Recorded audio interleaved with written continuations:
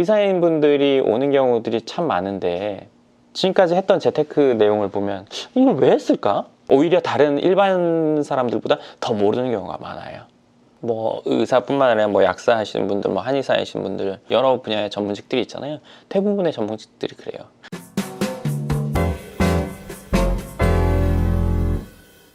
네, 반갑습니다. 황 소장입니다. 우리가 의사라고 하면 어떤 이미지가 떠오르죠? 저는 개인적으로 돈 잘 벌고 돈 잘 벌고, 뭐 안정적이고 그리고요 근데 좀 차가워요. 차갑고, 네, 네, 하얗고 하얗고, 뭐 똑똑하고. 네, 똑똑하고. 네, 저는 이 정도. 좋아요. 많은 분들이 요 이미지를 어느 정도는 갖고 있을 거예요.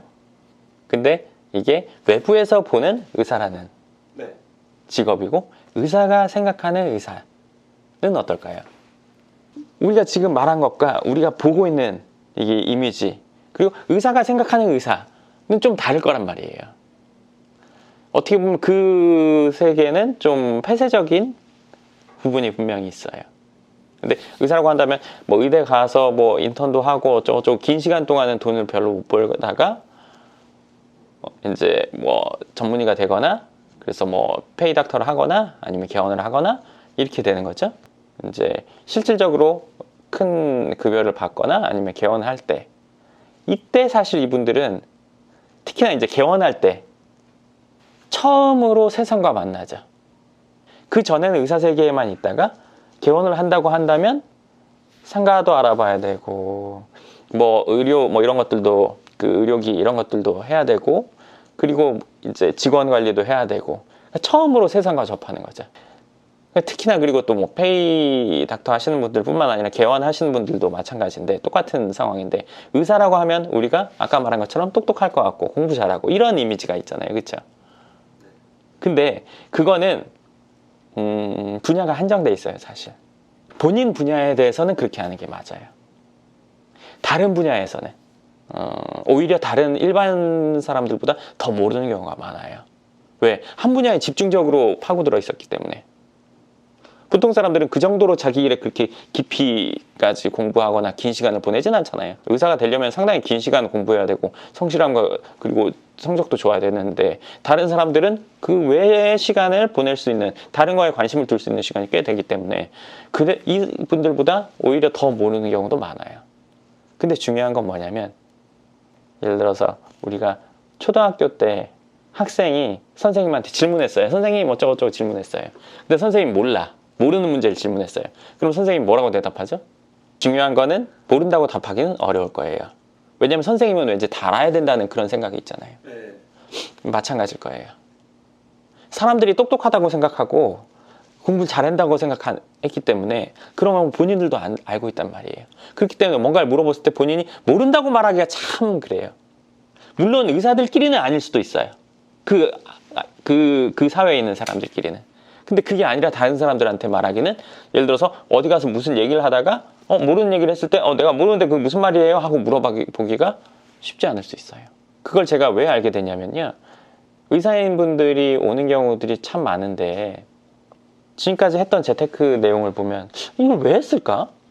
보험 상품도 이걸 굳이 본인한테 크게 필요하지가 않은데, 물론 당장 지금 소득이 있어서 그걸로 생활이 되고 여유롭으니까 그리고 그게 장기간 유지될 것 같아서 그럴 수도 있는데, 이거는 제가 보면은 너무 좀 이거 굳이 안 해도 되는 것들을 하고 있는 경우들이 많거든요.